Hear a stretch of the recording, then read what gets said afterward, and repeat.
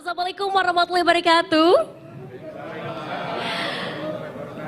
Selamat siang teman-teman semua, selamat datang di daerah istimewa Yogyakarta. Sangat spesial tentunya hari ini karena kita akan berbincang bersama dengan orang nomor 1 di Provinsi Jawa Barat, tapi dengan suasana yang berbeda. Karena saat ini kita tengah berada di Yogyakarta, tepatnya di kawasan Candi Prambanan.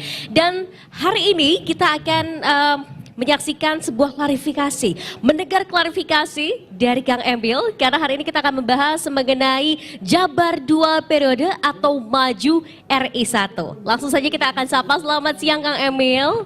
Selamat siang semuanya, Forum Pimred PRMN. Tepuk tangan buat kita semua. Teman-teman semua.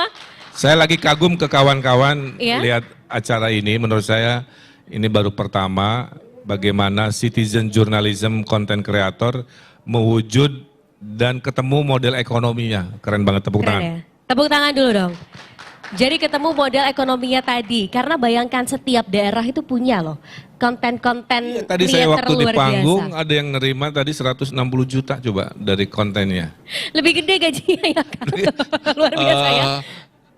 Belasan kali lipat dari gaji gubernur. Oh gitu. Kang Emil mau jadi content creator juga Kang? Kan udah. Ah, udah ya, Cuman udah gak diduitin. Cuman gak diduitin. Saya bikin konten lipat baju 5 juta yang nonton gitu. Itu kalau saya kirim ke PRMN udah berapa ya? Oke, jadi sebagai content creator yang sudah profesional juga Kak Emil melihat bahwa metode atau mungkin langkah yang dilakukan PRMN ini sangat tepat sekali. Akhirnya bisa melahirkan konten-konten creator se-Indonesia gitu ya. Dan hari ini karena sangat spesial Kak Emil, di Content Creator Day ini selain bertemu dengan content creator, kita ini mau klarifikasi Kang Emil. Iya. Iya. Mungkin orang-orang bertanya apa sih yang mau diklarifikasi dari sosok Kang Emil gitu. Nah kalau kita lihat di layar belakang ini ya, tulisannya adalah Jabar 2 periode atau Maju RI 1. Tapi karena hari ini dihadiri oleh para content creator, oleh rekan-rekan network kita yang begitu luar biasa, tepuk tangan dulu dong teman-teman. Ini datang dari seluruh Indonesia Kang Emil, ada dari Medan bahkan juga datang hari ini gitu ya. Jadi semuanya berkumpul begitu. Dan punya segudang pertanyaan untuk Kang Emil berkaitan dengan tema kita hari ini. Dan ada beberapa pertanyaan yang akan disampaikan, mungkin langsung saja kita akan diskusi pada siang hari ini ya teman-teman ya. Saya akan panggilkan beberapa nama di antaranya. Ada yang ingin bertanya yaitu dari Medan. Mana nih? Dari Jurnal Medan, Horas. Halo Horas Kang, ini bernama manggilnya apa? Enaknya abang kali ya. Bang Sunardi Panjaitan, betul? Bang Sunardi Panjaitan berarti dari Toba? Sibolga. Hati-hati saudaranya Pak Luhut. Hati-hati saudara Pak Luhut. Oke, Bang Sunardi Panjaitan katanya punya pertanyaan nih yang pengen diklarifikasi oleh Kak Emil. Silakan Bang Sunardi. Mungkin boleh dibantu mic-nya, silakan. Saya lihat catatan dulu Kang Emil. Silakan. Ada contekan ya Kang ya? Kok Kang manggilnya Bang? Silakan Assalamualaikum Bang. warahmatullahi wabarakatuh. Waalaikumsalam. Selamat siang Kamil. Perkenalkan nama saya Sunardi Panjaitan dari Jurnal Medan. Pertanyaan saya mungkin yang ringan-ringan aja, Pak Gubernur, bukan soal politik, tapi mungkin soal kehidupan pribadi. Beberapa waktu lalu itu saya lihat postingan Bu Atalia yang akan meluncing buku novel laki-laki ke 42 dan katanya itu di Instagramnya itu disebutkan bahwa ini adalah based on story, kisah nyata ya. Nah saya penasaran ini siapa laki-laki ke 42 itu, karena di buku sebelumnya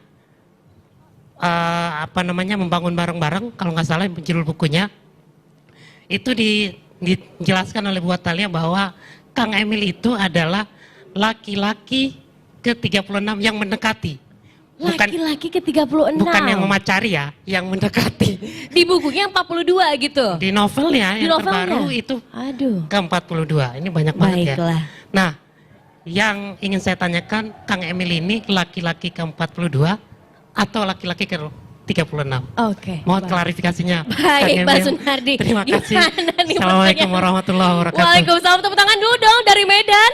Wah, Kang Emil, ini berat pertanyaannya loh. 36 atau 42 ini? Lebih berat dari pertanyaan 2024. tepuk tangan dulu dong pertanyaannya. Jadi kira-kira 36 atau 42 Kang Emil? Gini, jadi manusia punya kepengen kan, tapi Tuhan yang menakdirkan lah kira-kira begitu. Nah, jadi memang ada perbedaan definisi gitu. Ya, kalau 36 itu yang mendekati tapi belum nyatain Kang. Ya. Oke. Karena waktu saya berkenalan, posisi saya itu laki-laki ke-36 dari banyak yang ingin berkenalan. Tapi yang menyatakan cinta kira-kira begitu, kan butuh proses. Nggak langsung ketok pintu saya, maukah engkau PDKT jadi dulu gitu ya? pacarku, kan enggak gitu. Nah dalam proses saya berkenalan, sampai saya nyatain, saya itu kan dekatin ibunya. Karena saya bilang, oh saingan saya banyak nih. Ya. Makanya itu kalau difilmkan lucu Mas. Saya datang ada kolonel, saya datang ada preman, ada om-om pengusaha. Jadi bayangkan kalau divisualkan ya, itu berbagai profesi itu ngumpul ingin merebut hati Bu Atalia kira-kira begitu. Terus akhirnya saya berstrategi. Kalau saya mirip mereka, kan saya kecil. Ini kebiasaan saya kan, pakai strategi. Saya bilang kalau perempuan pasti dekat ibunya. Nah yang lain ngantri untuk nyatain, nah saya berproses dulu. Kenalan sama ibunya, yang lain di ruang tamu, gombal-gombalin. Saya ikut pencitraan, ngerendos gitu kan. Cerita ini itu, memimpin sholat. Pokoknya gimana caranya di calon mertua, saya pilihan nomor 1. Nah di momen yang tepat, kira-kira gitu ya, baru saya nyatain. Jadi dari sejak kenalan ranking 36 gitu, itu berarti sudah ada 6 orang lagi yang nyata-nyatain ditolak kan. Nah pas ke nomor 42, belum langsung dijawab, dan betul, nanya dulu ke ibunya gitu. Nah ibunya kan seringnya sama saya, jadi akhirnya disebutkanlah nama saya, dan Ibu Atalia nurut. Disitulah akhirnya kami resmi berpasangan, kemudian setahun kemudian kami menikah, begitu. Tepuk tangan dulu dong. Jadi ternyata dari percintaan saja Kang Emil itu pakai strategi. Iya, jadi ada 2 buku tamu yang berkenalan dan buku tamu yang nyatain. Oh gitu, 2 buku tamu. Gitu. Wait, oke baik. Kang Emil, kalau di percintaan aja pakai strategi, gimana di politik? Oh. Berpolitik pakai strategi juga nggak Kang? Pakai Sama seperti tuh. percintaan nggak nih kira-kira? Gini, saya kan 2 kali pilkada menang. Ya. Dan saya sedang berdoa mudah-mudahan tidak pernah ada track record kalah kan begitu. Iya. Jadi pilwalkot nih rekan-rekan, saya mulai 6% Kang. Kalau pakai teori minder ya survei cuma 6% mimpi jadi wali kota Bandung, betul nggak? Tapi kan ada kerja-kerja politik, strategi. Yang lain berbaliho-balihoan, saya YouTubean, sudah mulai dulu ya pakai Facebook. Jadi satu-satunya dari 8 pasang yang 50% kampanyenya medsos di tahun 2013 itu kami. Jadi dari cuma 6% survei yang nggak dilirik orang tuh, kita menangnya 45% ya, mengalahkan 7 pasangan lainnya. Nah, Pilgub juga sama kira-kira begitu. Pakai strategi teh. Iya. Kenapa yang harus nyoblos itu 33 juta orang? Kalau saya keliling Jawa Barat, waktu nggak cukup, uang habis. Apa yang saya lakukan strateginya? Di dalam politik pemilu, ibarat main bola Kang, menang 1-0 dapat piala, menang 12-0 dapat piala, sok milih. Mau keringetan capek 12-0, pialanya sama, menang 1-0 sama. Saya memilih menang 1-0 aja, sama-sama dapat piala. Apa artinya? Saya urus daerah yang saya menang, saya lepas daerah yang saya cenderung kalah, paham ya? Nah, makanya menangnya memang secukupnya aja, tapi modal sedikit. Tapi kan sama jadi gubernur ya, ketimbang harus seluruh desa didatengin dengan segala cara. Nah, itulah contohnya meraih kemenangan, low budget, high impact, kira-kira begitu. Tepuk tangan dulu dong teman-teman. Jadi untuk para pemuda-pemudi ya, kalau ingin sukses seperti Kang Emil dari muda, percintaan aja harus Iya pakai kan low strategi. budget, saya deketi ibunya Iya. cuman bawa bumbu, bawa bener. sayuran, yang lain kan raktir dengan mewahnya apalah gitu kan. Saya kan masih mahasiswa gitu. Jadi ternyata low budget high impact adalah filosofi hidup saya. Oke, low budget, high impact. Tepuk tangan lagi dong teman-teman. Dapat inspirasi ya. Ternyata dari muda nih kita bisa mencontek bahwa ternyata strategi itu amat sangat penting. Tapi ada juga pertanyaan unik lainnya yang juga ingin diklarifikasi dari rekan-rekan network. Ini dari kampung halaman saya dari Sumatera Selatan. Mana ini orang Sumatera Selatan? Oke, apa kabarnya? Abang juga ini baik ya? Oke, siap. Iya. Silakan nih, saya ingin panggilkan Abang mungkin ya, Bang Mula Akmal dari Jurnal Sumsel. Apa yang ingin diklarifikasi dengan Kang Emil? Ini menarik sebenarnya, di buku biografi Kang Emil juga, kalau tadi bahas asmara, kayaknya nggak klop kalau kita nggak bahas masa kecilnya. Iya. Di buku tersebut aku pernah baca bahwa saat SD kabarnya rapor Kang Emil tuh selama 3 catatan selalu diakhiri kata pintar dan nakal. Nakal tuh lucu, entah nakal kan ada nakal tuh bodor ya. Terus ada juga ada yang nakalnya jahil atau seperti apa. Mungkin nanti bisa diceritain. Terus selanjutnya Kang Emil bilang juga bahwa berkontemplasi, terus bilang bahwa Tuhan menciptakan masalah dan solusi. Mungkin dulu saya sering bikin masalah, kini saya ditakdirkan membawa solusi. Pertanyaannya adalah apa benar sampai sekarang tuh udah nggak nakal lagi? Waduh. Atau masih nakal?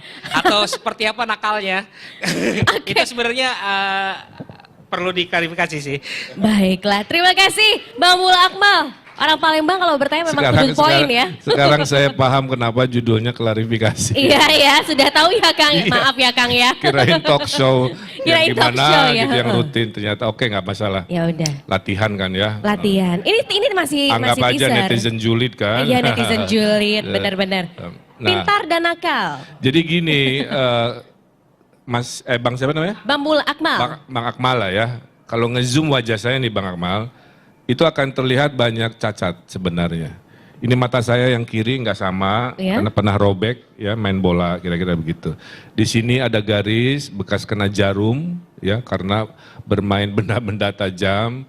Di sini pernah kebakar sama Petromax ya, makanya Baik, foto saya oke. di sebelah sini agak hitam Ya, ya. Ini nggak bisa ya. hilang karena cacat saya. Dan titik-titik kenakalan yang tercerminkan di wajah saya. Jadi nakalnya itu, saya itu hiperaktif, kira-kira begitu. Jadi cocok jadi arsitek, makanya waktu saya ke psikolog, mau jurusan apa? Dia bilang, kamu nggak boleh jurusan yang rutin. Ya, makanya dipilihnya arsitektur, yang proyeknya kan beda-beda. Yang budgetnya beda-beda, tantangannya beda-beda. Maka jadi pemimpin juga cocok, karena tiap hari tantangannya beda-beda. Tapi kalau saya kerjanya rutin Mas, ya input begitu, output, sepanjang sampai pensiun, wah saya bisa mati gaya. Nah jadi klarifikasi kan judulnya ya. Iya. Nakalnya itu nakal anak-anak sekolah, bukan nakal kriminal. Contoh, sering bolos, ya pernah gitu kan, main ke taman sebelah. Di depan SD saya itu kantor wali kota Bandung, ya sebelahan. SD Banjarsari. SD benar ya? Banjarsari. Tahun 84, saya masih ingat, saya nyebrang. Dan berenanglah saya di kolam wali kota. Buka Masya baju Allah, berempat. ternyata loh. Dikejar-kejar satpam sambil telanjang dada, coba kabur kan. Makanya saya bilang mau jadi wali kota, kamu berenang dulu di kolam ini. Ya, dulu mungkin. wali kota Bandung Ridwan Kamil sini nih. Tepuk tangan dulu dong. Siapa yang nyangka berapa puluh tahun kemudian Kira-kira gitu ya. jadi wali kota loh di situ Terus, ya. nah saya cerita dulu Oh ya, beberapa sok, mangga. kenakalan lucu-lucuan lah. Iya. Kemudian saya pernah nggak bayar angkot kan. Saya mau pulang tapi nggak ada duit. Saya bikin trik kira-kira gitu ya. Nanti pas berhenti, Ya. si supirnya lagi lengah, saya kabur kan. Nah, pakai skenario itu nakalnya gitu. Naik angkot, deket jalan tempat rumah, mang supir berhenti gitu. Pas dia belok, saya lari kan. Wah kira-kira gitu, bayar kira-kira gitu ya. Saya ketawa-ketawa aja dadah-dadah karena jauh. Tanpa diduga hari Minggu paginya ketemu karena si supir itu ternyata tetangga. Terpaksalah maci ibu saya meminta maaf, membayari uang ongkos yang saya tidak bayar. Dan cerita-cerita begitu lainnya. Jadi dan yang terburuk adalah saya main bola di kelas. Nah, main bola di kelas, saya kiper. Tendang-tendang kan. Satu ketika ditendang, saya kan kiper, saya tonjok si bolanya. Nah bolanya itu lompat ke kaca, kacanya pecah. Dan kaca itu sebelahnya ruang guru yang lagi istirahat. Situ saya dihukum kayak Laskar Pelangi mencuci toilet selama seminggu. Jadi yang lain istirahat, Ridwan Kamil gosok-gosok bekas pipis SD anak-anak dan sebagainya. Itulah kenapa saya ranking selalu 3 besar, 4 besar. Tapi karena begitu selalu dinasehati kan kalau dulu ya, ada kolom nasihat. Kamu cerdas tapi nakal. Prestasi kamu alhamdulillah meningkat tapi masih nakal gitu. Nanti saya posting baru keingetan, saya cari rapot saya itu. Baiklah, Karena baiklah. tulisan nakalnya abadi. Nakalnya abadi. Oh kalau sekarang, Iya. sekarang kan susah jadi pemimpin itu transparan lah ya, nggak punya privasi bang ya. Jadi saya itu nakal jahil kayak tadi lah kira-kira, ngerjain orang lucu-lucuan kan begitu ya. Karena saya menyadari juga mas, hari ini tuh orang nggak bisa bercanda semuanya. Saya bercanda, menurut saya canda ya. Si orang yang nerima menganggap itu penghinaan ada. Mohon maaf nih, saya merepost konten dari Waria kira-kira gitu ya. Saya nggak bikin kontennya, dia ngomongin kelompoknya sendiri, lucu-lucuan kan. Terus saya repost, saya dikritik. Seorang pemimpin nggak boleh melakukan begitu. Padahal saya nggak bikin kontennya, ya saya take down. Nah itu hal-hal begitu ya, yang menurut saya nakal-nakal lucu. Hari ini ternyata orang gampang marah, jadi sebenarnya kenakalan saya sudah saya redam seredam-redamnya. Kira-kira gitu. Oke, tapi ada yang menarik tadi Bang Akmal mengatakan bahwa dulu sering bikin masalah tapi saatnya ditakdirkan membawa solusi, membuat solusi. Bagaimana Kang Emil menanggapi itu? Betul, itu kalimat filosofis lah ya. Iya. Kenapa? Dulu kan saya nggak ada tanggungan ya mas. Tidur di mana, jajan apa, enak aja namanya. Sejak menikah, memimpin keluarga, kan punya tanggung jawab ya. Terus mimpin masyarakat, mimpin kantor dulu, 50 orang kerja di saya mas. Kan saya pikirin gimana bertanggung jawab nyari kerjaan arsitektur kan. Sekarang saya mimpin 50 juta. Semuanya kan tumplek ke kami. Ya, dari mulai demo buruh, dari mulai ekonomi, dari mulai ngejodohin Mas Ayu, itu kan saya di Instagram. Baiklah. Betul kan? Iya betul. Kamu kan menikah dengan suami kamu gara-gara saya posting kan? Instagram betul, iya. Jadi bagi saya Luar apa biasa. kesimpulannya? Di mana saya bisa bermanfaat, saya lakukan. Bermanfaat dengan tanda tangan, saya tanda tangan. Bermanfaat dengan posting, saya posting, kira-kira gitu. Bermanfaat dengan lucu-lucuan, ya apa aja. Yang penting sekarang hidup saya jadi solusi. Terima kasih. Oke, hidup menjadi sebuah solusi. Tapi ada pertanyaan lain yang juga ingin klarifikasi oleh rekan kita. Kalau ini tampaknya dari Jawa Barat ya, dari Gala Media News, betul bukan? Ada Kang Brilian Awal, betul ya Kang Brilian ya? Tepuk tangan dulu dong untuk Kang Brilian.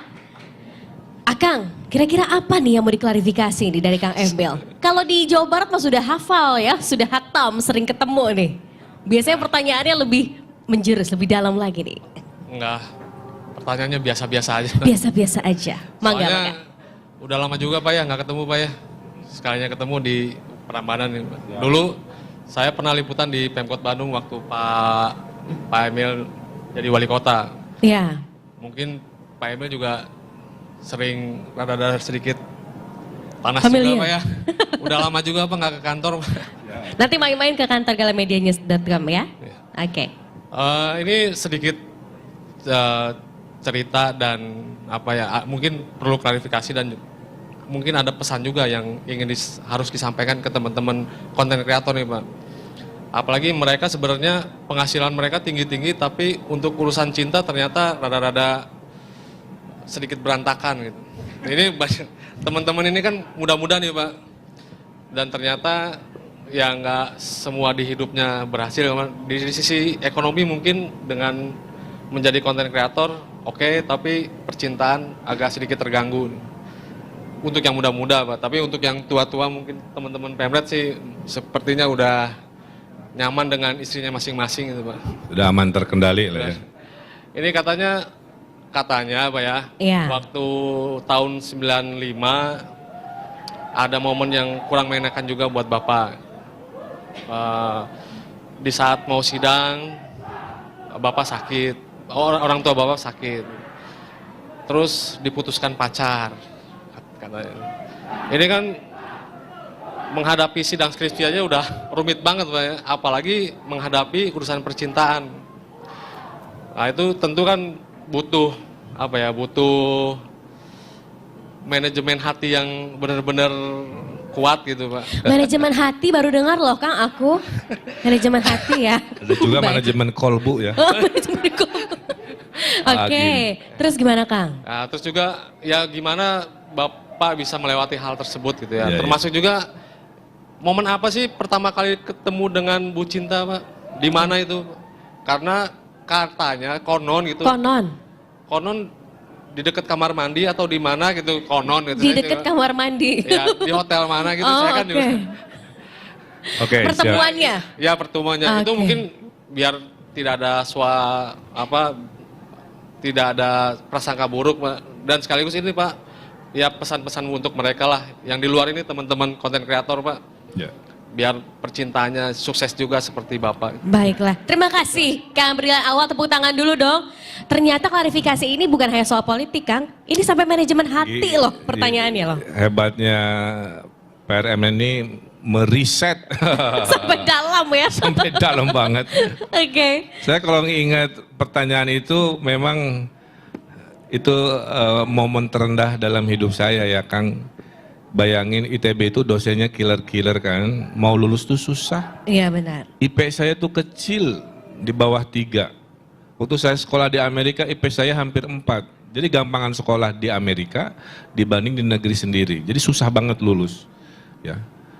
Jadi pas mau lulus, kira-kira begitu ya, saya ditinggalkan cinta pertama saya itu, yang kabur dengan om-om yang sudah mapan. Karena saya mahasiswa cungkring kan gitu ya, motor bebek jelek, motor Astreaan yang udah pecah bannya, businya hancur, pokoknya nggak ada tongkrongan. Tapi saya dengar katanya dia menyesal, kira-kira begitu. Iya pasti dong ya.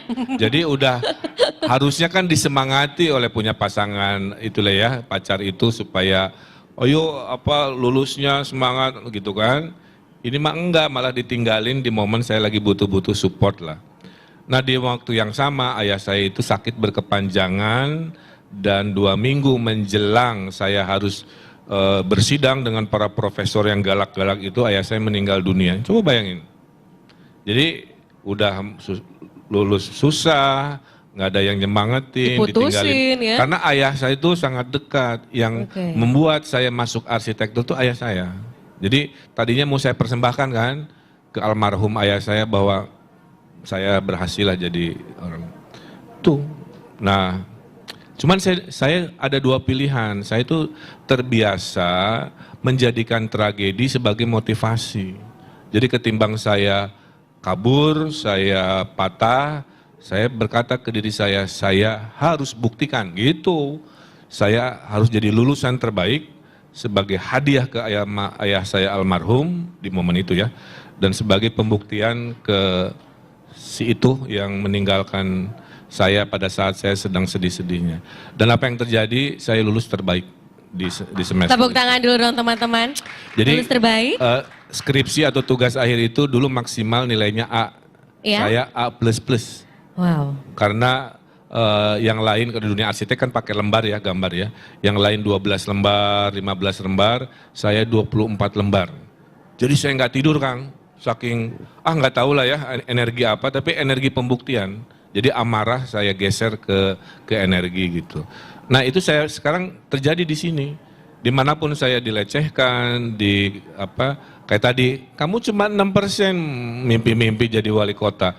Ya udah, itu saya buktikan dengan kerja keras, pas panen saya buktikan. Nah itu prinsip hidup sekarang. Jadi apapun yang menganggap remeh ke kami, ke saya, biasanya saya balikan dengan kerja dulu, berprestasi dan seterusnya.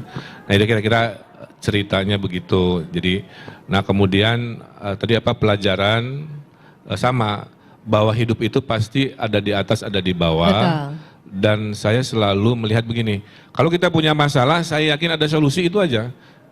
Ada titik terang di ujung terowongan. Cuman bedanya solusinya itu cepat atau solusinya itu panjang. Ya. Kayak COVID, saya mah optimis beres. Tapi kapan beresnya, ya kita belum tahu, tapi saya yakin pasti beres gitu. Nah itu hidup saya seperti itu. Oke. Jadi optimis, karena optimis itu energi hidup saya. Kan kita tuh ngejar optimis ya, ingin Jabar juara, ingin apa-apa, maka kita bekerja, kita berikhtiar. Nah rekan-rekan juga harus optimis. Menurut saya konten kreator ini revolusi ini ya. Saya baru lihat hari ini kalau konsisten nih, seluruh desa-desa se-Indonesia gabung oleh sebuah mekanisme bisnisnya. Ini grup ini akan revolusioner menurut saya. Amin, tepuk tangan dulu dong teman-teman. Jadi yang di daerah-daerah nih, di Medan dia terus. Iya betul. Karena semua orang punya HP Bang. Dan tidak setiap saat jurnalis ada di tempat kan pas kejadian kan. Siapa yang ada di kejadian? Ya mereka-mereka yang pegang HP. Tinggal dilatih cara ngontennya kan, apa-apa. Saya kira itu. Oke, jadi tragedi menjadi motivasi. Tadi ada yang belum terjawab kan? Oh, ya. Kapan pertemuan pertama dengan Bu Cinta katanya gitu? Pertanyaan kedua, kan ada istilah cinta pada pandangan pertama, betul? Betul. Nah, saya dengan Bu Cinta itu berada di rumus itu. Jadi, saya setelah lulus mau promosi proyek, datanglah ke pameran gitu. Setelah beres saya ngurus proyek, saya nyari angkot Mas. Pas mau naik angkot kebelet pipis, ada dua pilihan, naik angkot pipis di rumah atau balik kanan dulu ke gedung lagi pipis di toilet. Ya. Jelek banget lah ceritanya. Jadi saya putuskan daripada ada apa di jalan, saya mending pipis lagi ke gedung. Nah, setelah buang hajat kecil, baru saya pulang. Pas pulang yang kedua, tiba-tiba ada gadis lewat gitu. Dan karena, ini kalau difilmkan ya, karena begitu mempesona nyetrum kayak rambut sunsilk dan sebagainya, keluarlah jurus nomor 9. Apa tuh? Teh, saya punya kerjaan gitu kan, karena lagi kerja di situ. Bolehkah minta nomor telepon, nanti saya kasih tahu kerjaannya apa yang berhubungan dengan yang sekarang dipamerkan. Oh boleh, ini nomornya. Alamatnya di mana? Kasih alamat gitu caranya. Jurus nomor 9, tepuk tangan dulu dong. Jadi pertemuan tidak sengaja ya, tubrukan di Jadi toilet kalau itu. saya, dicatat ya, kalau saya nggak kebelet, saya nggak akan bertemu dan berjodoh dengan Ibu Cinta. Kalau nggak kebelet nggak akan ketemu, tepuk tangan dulu dong teman-teman ya. Jadi kita harus positif nih. Tadi tragedi menjadi motivasi, pertemuan dimanapun bisa jadi itu jodoh kita gitu Kang Emil ya. Nah kalau tadi dari Jawa Barat, dari Sumsel, dari Medan juga sudah, ada lagi ini. Yang ini dari Sulawesi Utara, betul? Portal Sulut, halo Bang, tepuk tangan dulu dong untuk Bang Juhari. Tepuk tangan dong teman-teman, ini datang jauh-jauh loh dari Sulawesi Utara. Dari mana Kang? Kantornya di mana di Bang? Di Manado. Di Manado, oke. Saya mendesain itu resto McDonald di pinggir laut. Oh siap. Nah, itu karya saya, alhamdulillah. Luar biasa loh. Tepuk tangan dong. McDonald ternyata di Manado adalah desain dari Kang Emil. Apa yang Bang Juhari ingin tanyakan ke Kang Emil? Diklarifikasi. Assalamualaikum Kang. Kalau yang tadi agak ringan ini mulai naik. Mulai naik. Baik. Kebetulan saya asli dari Sulawesi Utara Kang.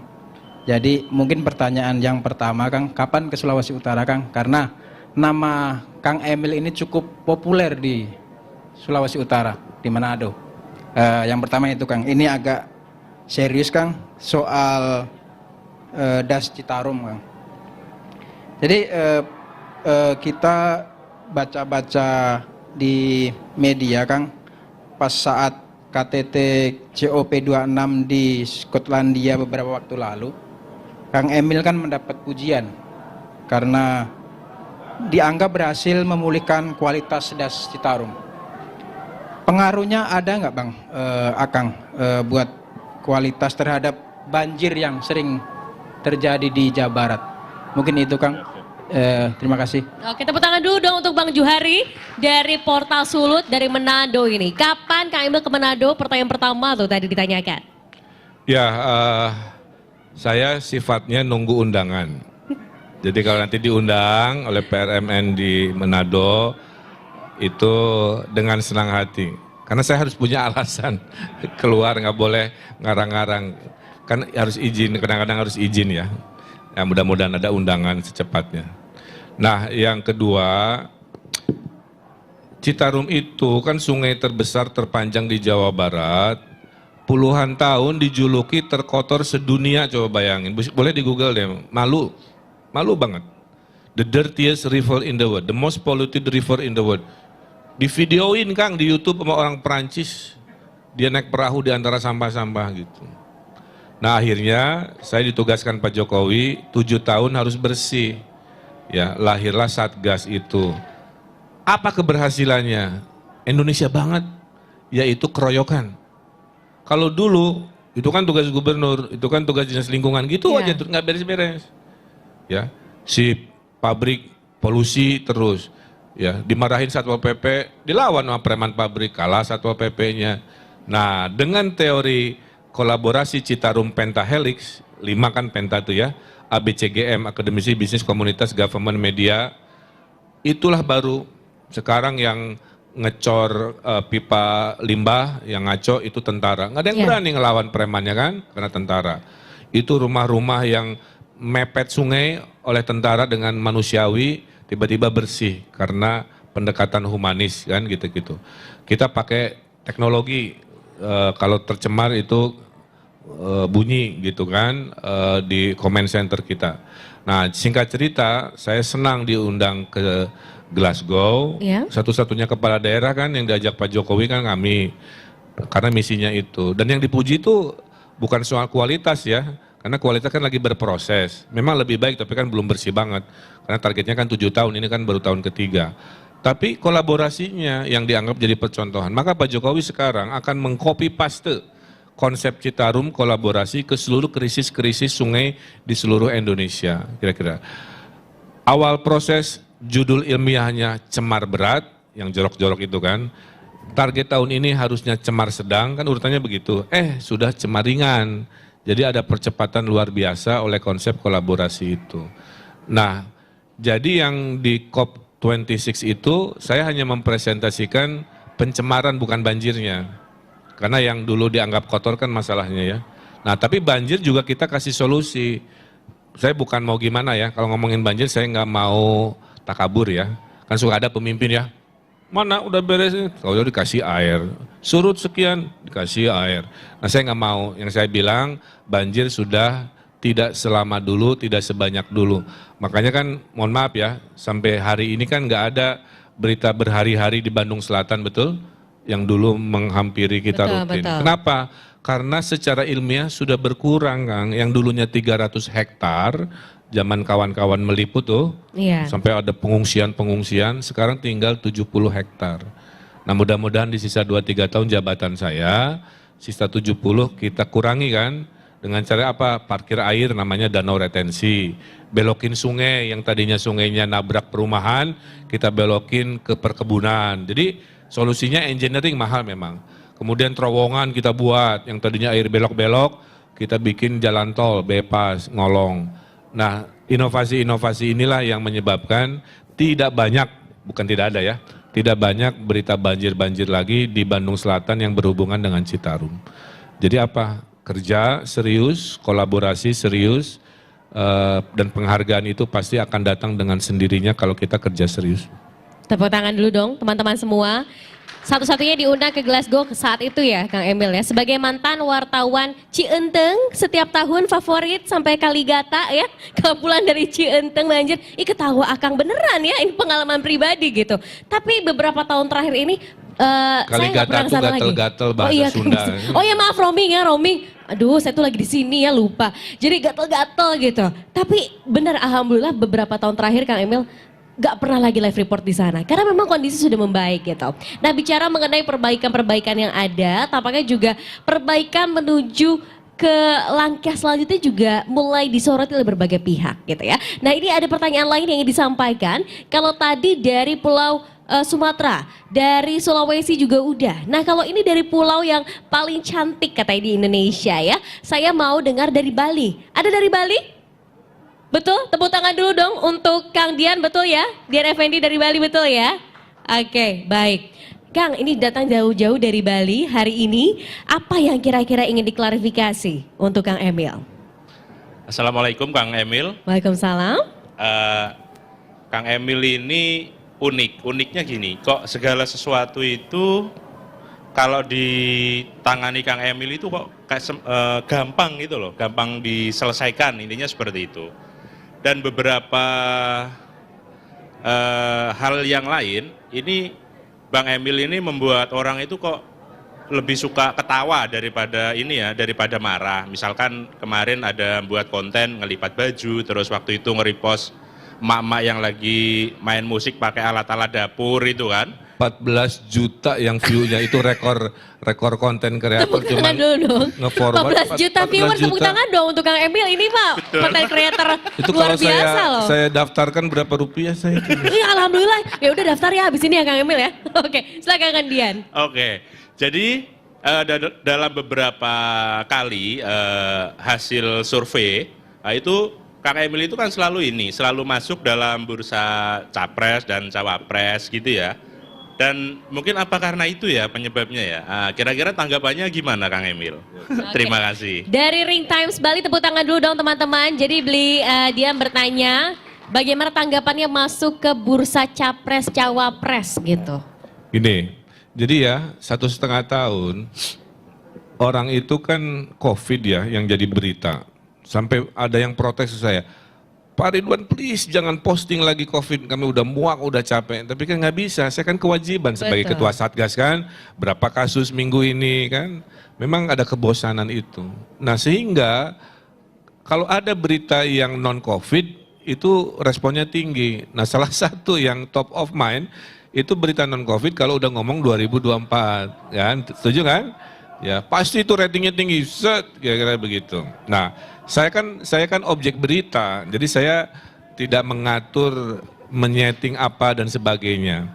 Ya, kadang ranking 5, kadang ranking 4, ada ranking 3, pernah ranking 2, naik turun lah ya.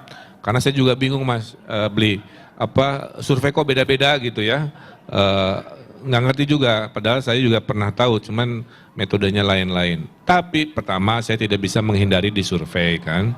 Tapi ya bersyukur aja kalau namanya selalu disebut. Tapi saya meyakini begini, saya ini elektoral saya itu datang dari pencapaian. Jadi dari kayak kerja, Citarum beres sedikit kan dapat poin lah kira-kira begitu kan. COVID di Metro TV kemarin terpilih sebagai terbaik nanganin COVID, alhamdulillah kira-kira begitu ya. Nah jadi yang pertama saya meyakini bahwa survei itu juga berbanding lurus dengan kinerja. Ya, makanya mayoritas kepala daerah, Kang. Kenapa? Karena kepala daerah panggungnya tiap hari ngurusin COVID itu. Ya, kalau menteri kan dia spesifik ya, spesialis bidang itu aja. Kalau kami ini kan kayak ngurus negara kecil lah kira-kira, segala urusan ya kami urus, dan COVID mendampaki semua urusan. Nah, jadi respon saya meyakini bahwa survei itu berbanding lurus dengan yang namanya kinerja. Tapi Kang, saya mau jujur, sampai bulan Oktober, saya itu nggak ada konten-konten untuk menaikkan survei, karena fokus lagi kerja. Sementara kawan-kawan yang lain saya lihat kan sudah ramai kira-kira gitu ya, berbalas pantun. Nah, saya nggak ada. Nah, sekarang saya sudah diberi kode lah kira-kira, silahkan berikhtiar. Siapa yang memberi kode ya pokoknya ada lah ya. Nah dari situlah saya mulai, oke, saya kurangnya apa? Oh ternyata masalah saya itu selalu sama, belum populer tapi kesukaan lumayan. Jadi masalah saya cuma tinggal mempopulerkan diri kira-kira begitu. Karena hasil surveinya rata-rata ya, popularitasnya masih di 60%, tapi kesukaan 90%. Jadi kalau orang ketemu cenderung suka, ya udah perbanyaklah bertemu. Jadi nanti ke Sulawesi Utara, kira-kira ke Bali, kemana dan seterusnya. Di Bali pun saya melebihi panggilan tugas. Saya bikin program namanya Beli Bali. Beli Bali, Ya, oke. jadi karena COVID kan, ekonomi Bali kan terpuruk lah ya, sama kayak yang lain. Jadi mengajak warga Jawa Barat dimulai dari PNS yang nggak terpengaruh income-nya untuk membeli produk kreatif Bali. Jadi UMKM Bali didaftarkan ke e-commerce terus dibeli. Alhamdulillah udah sekian miliar dibeli oleh orang Jawa Barat. Ya. Karena pekerja UMKM Bali banyak orang Jawa Barat juga. Betul, betul. Banyak Dia orang pulang Jawa Barat, ya. bingung ke kampungnya nggak ada kerjaan. Di Balinya juga ekonomi lagi lesu, ya udah. Saya datang ke Ubud, saya launching dengan Wakil Gubernur Bali. Jadi poinnya apa? Hidup bermanfaat ini jangan dibatasi oleh batas politik.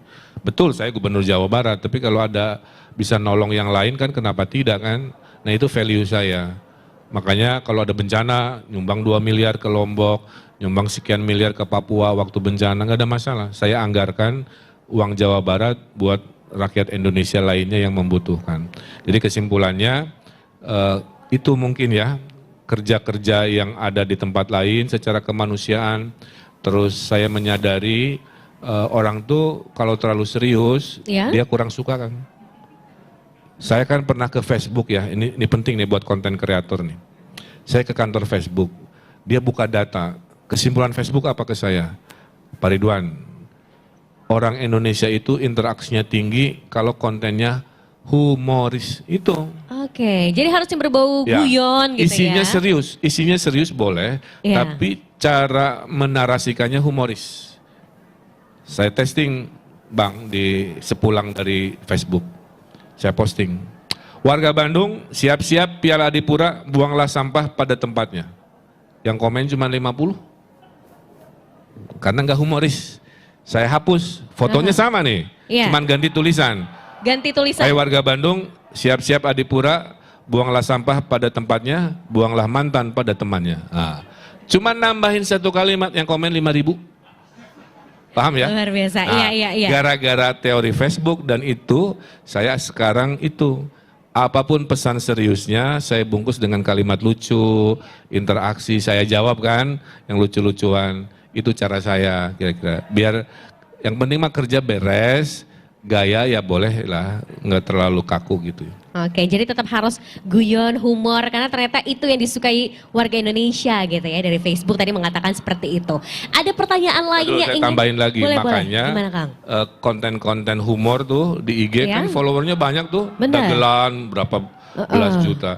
Dan itulah menjawab beli, kenapa pelawak istrinya cantik-cantik beli. Begitu ya. Tepuk tangan dulu dong, jadi ternyata penting ya, pintar melucu gitu. Gak perlu ganteng beli. Gak perlu ganteng, yang penting ngelucunya ya, jagoan gitu. Nah kalau yang pertanyaan selanjutnya dari Jember ini. Mana suaranya Jember? Halo, tepuk tangan dulu dong untuk Mas Hari, betul ya? Betul. Mas Hari Setiawan dari Portal Jember. Nah Mas Hari, tadi 2 pertanyaan sudah mulai on fire. Apakah pertanyaan ini juga semakin panas yang ingin diklarifikasi? Silakan. Ya, saya pikir pertanyaan saya mungkin memungkasi klarifikasi hari ini, Kang Emil. Tapi saya ingin menyampaikan nanti mohon bisa diterima, ini buku setahun pertama saya bersama PRMN. Jadi kalau Kang Emil ingin tahu revolusi yang dibawa oleh PRMN, buku ini mencatat sebagiannya. Oke. Keren. Saya mau belajar soalnya. Siap. Karena gini, kenapa saya mau belajar? Saya ingin praktekkan apa yang terjadi hari ini di lingkungan pemerintah provinsi. Bahwa nanti sumber-sumber yang memberitakan keberhasilan jangan humas kami satu arah. Biar aja warga se-Jawa Barat kan dengan konten kreasinya. Jadi nggak formal kan. Ini inspiratif banget. Nanti tunggu tahun depan. Tunggu tahun depan. Mantap. Oke. Baik. Pertanyaan dari saya Kang Emil, sambung dengan apa yang disampaikan Blidian tadi. Kang Emil itu orang sipil, ya, yang masuk panggung politik kalau dihitung ke sekarang kurang lebih hampir 10 tahun lamanya. 5 tahun sebagai wali kota, gubernur tinggal beberapa tahun lagi. 8 tahun. 8. Total 8, kurang 2 tahun. Iya. Dan kebetulan atau tidak, suksesi kepemimpinan nasional juga berlangsung kurang lebih 2 tahun yang akan datang. Walaupun mungkin 2 tahun kurang karena KPU bersama DPR sepertinya menyepakati Pilpres itu di bulan Februari 2024. Nah, orang sipil bukan partai politik, masuk panggung politik, bertahan hampir 2 periode walaupun beda ranah, tadinya wali kota, sekarang gubernur. Nah, pertanyaan dari saya, ini kan habisnya masa jabatan Pak Gubernur, bersama Pak Jokowi di periode terakhirnya itu hampir sama, mirip-mirip lah waktunya. Yang kami ingin tahu dan klarifikasi sebenarnya setelah ini Kang Emil itu lebih tertarik untuk melanjutkan Jabar 2 periode atau kalau ada promotor, ada yang gandeng-gandeng, siapa tahu juga tertarik menjadi RI 1 atau RI 2. Nah, sore ini kami ingin tahu gitu. Per hari ini sebenarnya Kang Emil condong tetap melanjutin Jawa Barat atau scale up ke pentas nasional Kang Emil. Terima kasih. Tepuk tangan dulu dong untuk Mas Hari dari Perta Jember. Benar ya, ini pertanyaan pamungkas. Persis di belakang kita. Jabar 2 periode atau maju RI 1? Ini jawaban pamungkas, jawaban final. Iya. Wabillahi taufik wal hidayah. Oke. Biasanya kan ditutup dengan Iya, ya. Gini, prinsip dulu ya. Pertama, politik itu momentum. Belum tentu datang 2 kali. Ya. Saya sering menyesal kalau lagi motret, Mas. Ini bawa kamera. Ada objek. Besok juga ada. Nggak dapat besok. Lewat aja sih momentum fotografinya kan. Atau sunset yang ternyata bagus. Besok pasti bagus lagi. Ternyata nggak hujan gitu kan, nyesel. Jadi politik momentum ya satu. Nah momentumnya memang ada di sini. Saya nggak bisa bilang 2029 euforianya akan begini gitu ya matematikanya. Karena 2029 kan berarti ada incumbent kan. Nah kalau 2024 tuh nggak ada incumbent. Apa keuntungan tidak ada incumbent? Startnya sama. Ya. Bahwa sekarang saya nomor 5, nomor 4, itu tadi teori sejarah saya kan. Mulainya 6%, menangnya 45%. Jadi ada sejarah itu. Realistis, gubernur 2 periode itu lebih realistis. Karena ibaratnya saya sudah menguasai teritori. Ya, jadi itu satu pilihan. Kedua, momentum yang 2024 tidak datang 2 kali. Ya, dan hasilnya juga nggak jelek-jelek amat. Karena juga saya belum memulai mesin-mesin untuk menaikkan elektabilitas. Jadi kalau di hari ini diklarifikasi, jawabnya sederhana, cenderung ke nasional kalau pintunya terbuka dan ada yang ngajak. Makanya saya punya prinsip namanya politik tahu diri. Kan tahu diri saya nggak punya partai. Tahu diri nggak punya 8 triliun kan, menurut teori budget presidensi kan. Udah ada yang ngajak belum nih Kang? Udah ada yang ngajak belum? Ya, yang membisik-bisiki sudah banyak sekali. Oke. Nah, dan saya meyakini kalau nasional saya harus berpartai. Makanya hari-hari ini tuh hari-hari saya mencari partai yang akan saya pilih di tahun depan, gitu ya. Karena nggak bisa independen terus seperti ini tuh. Saya ceritalah banyak menderitanya sebenarnya kan di dalam relasi parlemen gitu ya. APBD, budgeting itu saya nggak ada backup, jadi agak repot gitu. Nah, jadi jawabannya itu, kalau tidak ada yang ngajak dan tidak ada pintu terbuka, saya akan melanjutkan ke periode 2 sesuatu yang lebih realistis dan lebih kepegang kan. Tapi kalau ada yang ngajak, saya bismillah. Kenapa? Karena perahu sudah berlayar, saya nggak bisa balik kanan gitu ya. Dan tadi momentumnya sekarang, karena startnya sama. Rata-rata mirip-mirip lah, beda-beda tipis kalau balap lari kan. Jadi disurvei kan gapnya nggak besar-besar, nggak beda gap 10% atau gap 20% kan. Dengan kerja-kerja politik. Makanya lihat survei itu jangan jadi kesimpulan Mas. Survei hari ini dengan di hari H-nya itu bisa beda. Ya, contoh waktu Pilgub aja ya, saingan saya itu sampai H-3 di surveinya hanya 11%. Pas hari H-nya naik 29%. Ya, yang Pak Sudrajat Saiku itu kan. Iya betul. Kenapa? Karena survei tidak membaca kerja teritorial, yaitu kerja door to door menjelang hari H kan, kerja-kerja meyakinkan. Nah jadi artinya survei itu hanya pembacaan mood, tapi tidak menjamin itu sebagai identik kemenangan. Dan survei hari ini kan masih individu Mas. Padahal si individu itu kan nanti bergabung. Kan suka ada Kang Emil mau sama Ganjar apa mau sama Anies, saya nggak tahu. Kenapa? Kenapa saya jawab nggak tahu? Karena dalam politik Mas, saya ini Siti Nurbaya, ya. Jadi nggak pernah bisa memilih jodoh sendiri. Wali kota nggak milih Pak O dan saya dijodohkan oleh partai.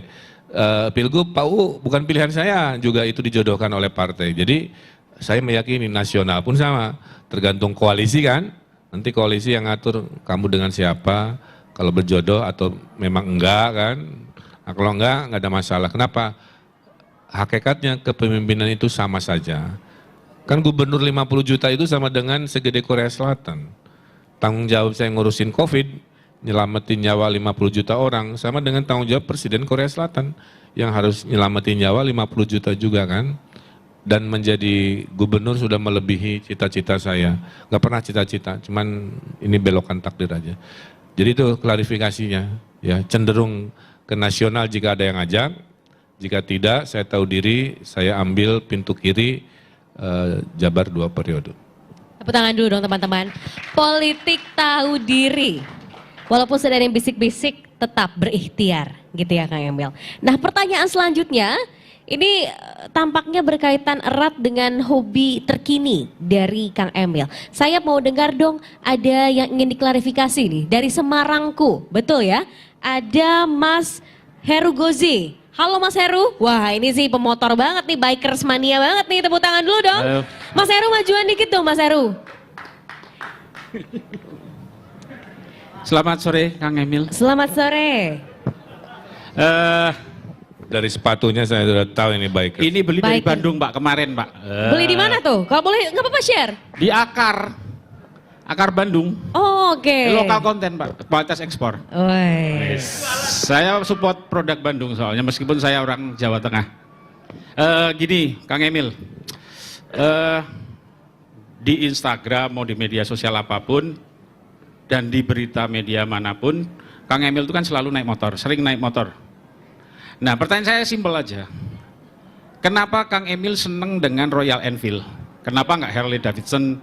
Ataupun kalau mau ambil yang merek Inggris ada BSA, ada Triumph. Kenapa Kang Emil pilih Royal Enfield? Apakah itu memang ada apa namanya kisah khusus atau ada kenangan khusus atau seperti apa? Dan nantinya ini ya mungkin kalau doanya Kang Emil nanti tercapai bisa mengarsiteki negara Indonesia. Mungkin ada penerus Pak Jokowi yang seneng naik motor. Itu aja. Kita tepuk tangan dulu dong. Ini detail banget ya pertanyaannya ya. Berbau merek loh. Oke. Ini ya. Kenapa nih Kang? Kepada orang-orang yang nggak pernah naik motor. Nah, saya kasih Iya. tahu. Naik motor itu sensasional. Kenapa? Anginnya itu loh. Jadi orang yang naik motor tuh ngejar angin sebenarnya. Angin saat hujan, udara segar lewat gunung kan. Dengan kecepatan yang melebihi kodrat manusia, kira-kira begitu. Kalau lari kan kodrat manusia, jalan kaki kodrat manusia. Kalau naik motor itu bukan kodrat manusia karena ngebutnya itu bisa diatur. Itulah kenapa Ibu Cinta sekarang, sebelum saya jawab ya, istri saya pun sekarang tadinya nggak suka. Iya. Seumur hidupnya itu dilarang naik motor. Kemudian selama menikah 20 tahun lebih dibonceng suami kan. Tiba-tiba 2 tahun terakhir suka naik motor. Sekarang punya motor sendiri, kira-kira begitu. Karena telah menemukan teori tadi.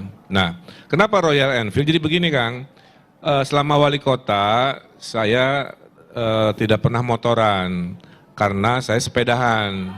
Jadi saya keliling kecamatan itu kan dekat, makanya saya sepedahan, bisa di Google lah, sepedahan. Waktu jadi gubernur ternyata wilayahnya luas, kalau naik sepedahan nggak kekejar kira-kira gitu ya. Maka saya putuskan saya mau naik motor. Nah di momen itu saya ikut ke Jambore Royal Enfield di Lembang sebagai gubernur kan. Terus ya karena di momen itu pas saya punya niat, pas lagi acara itu. Jadi bukan karena merek-mereknya banget. Jadi pada saat momen mau nyari merek apa, ada Jambore RE kira gitu kan. Ya sudah, akhirnya saya beli itu. Tapi makin ke sini saya makin mencintai motor-motor tua. Jadi lagi nyari koleksi BSA, BMW tua kan gitu ya. Karena BMW tua, motor tua itu investasi kan. Makin langka harga makin mahal. Dan gara-gara senang motor, sekarang saya punya prinsip lebih baik minta maaf daripada minta izin. Nah, karena saya pernah beli motor yang custom, marahan dulu 2 hari karena nggak bilang-bilang kan. Terus Kayaknya ini pengalaman saya perempuan-perempuan nih. rayu-rayu, Istri-istri. akhirnya marahnya reda, motornya kan tetap ada di garasi. Nah, jadi gitu aja buat para suami ya. Lebih baik Oke. minta maaf Tadi- daripada minta izin. Oke, terima kasih untuk Mas Heru, tepuk tangan dulu dong Mas Heru pertanyaannya. Jadi bukan karena mereknya ya, tapi ada mungkin momen hingga akhirnya memilih merek motor itu. Kang Emil, sekarang tuh lagi rame di TikTok, itu quotes-quotes yang berupa video yang ternyata banyak dapat tractionnya cukup banyak dari viewers gitu ya, dari followers. Nah, kalau kita gambarkan perjalanan Kang Emil mulai dari pada saat menjadi pilwakot itu 6%, sampai gubernur maju lagi, dan saat ini sudah mulai banyak yang bisik-bisik. Apa sih sebetulnya motivasi terbesar hidup Kang Emil sampai dengan detik ini yang akhirnya tidak pernah membuat sosok Kang Emil itu berhenti untuk melangkah? Supaya ini nanti bisa kita kutip di ini TikTok. Apa nih Kang? musuhmu adalah dirimu sendiri. Sesederhana itu. Itu nasihat nomor 1 saya ke anak-anak saya. Iya.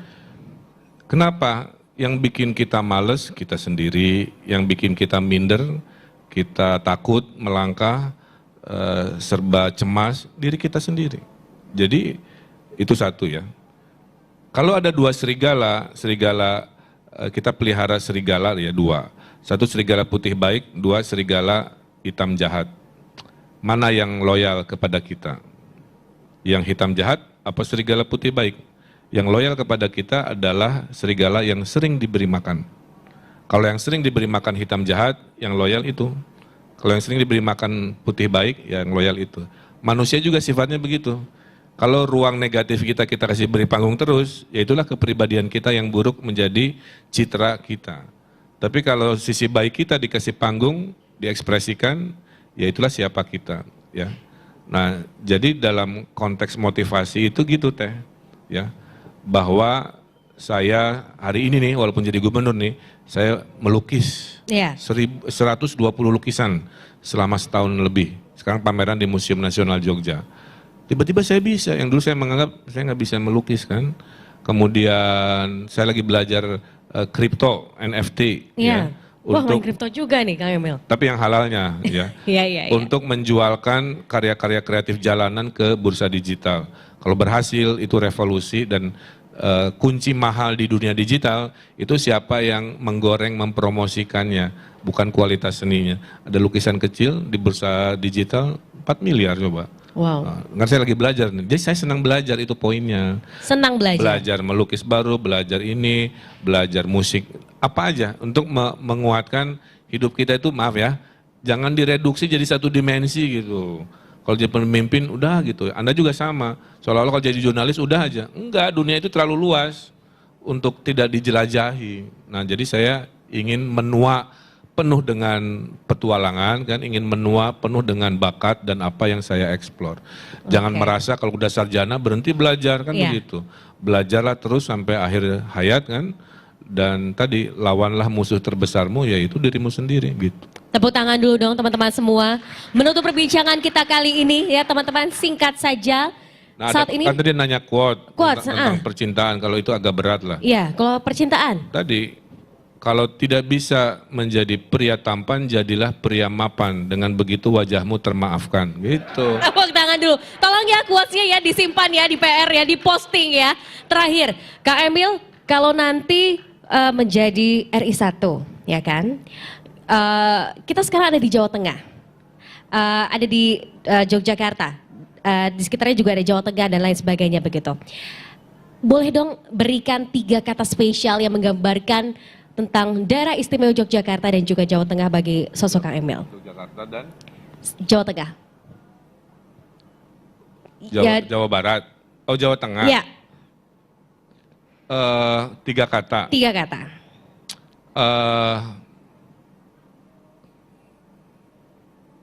Keteladanan, kedua kebudayaan, kelebihan-kelebihan di sini kan begitu.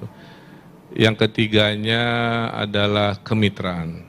Teladan, kemudian tadi Keteladanan, kebudayaan. Kebudayaan. Kan adiluhung ya, ini Iya, lihat iya, ke betul. sana Di mana di Republik bisa berdiri candi Prambanan masih kuat begini kan, kebudayaan tinggi. Betul. Kemitraan, ya siapa tahu kan berjodohnya dengan Jawa Tengah misalnya. Nah, kita mau tangan dulu dong. Ini yang kita nantikan ya.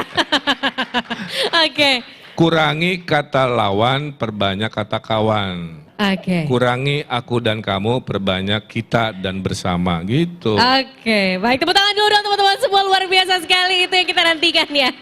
Kemitraan begitu ya. Terima kasih banyak Kang Emil sudah hadir hari ini, jauh-jauh datang ke Candi Prambanan di forum Primret PRMN bertanya, Ridwan Kamil menjawab Jabar 2 periode atau maju RI 1 dalam klarifikasi PRMN. Sekali lagi berikan aplaus yang meriah dong teman-teman. Hatur nuhun Kang Emil, silakan melanjutkan aktivitasnya kembali. Semoga sudah terjawabkan ya teman-teman klarifikasi yang sudah disampaikan oleh Kang Emil pada siang hari ini. Hatur nuhun, terima kasih banyak.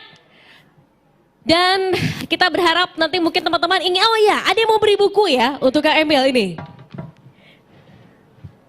Silakan.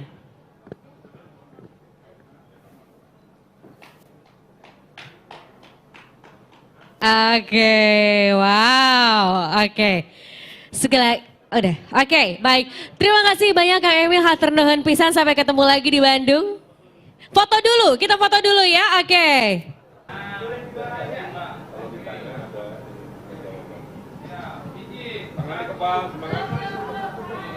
Ini PRM-nya ada slogan kan?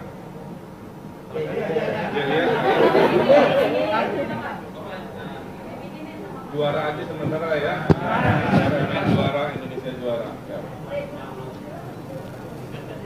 Ya, betul dah? Satu, dua, sekali lagi. Satu, dua. Buka masker sekarang. Tangan di kepala. Ya, video siap. PRMN juara Indonesia juara. 2, 3. PRMN juara Indonesia juara. Yeay, tepuk tangan dong untuk teman-teman semua. Terima kasih banyak. Sampai berjumpa lagi tahun depan ya.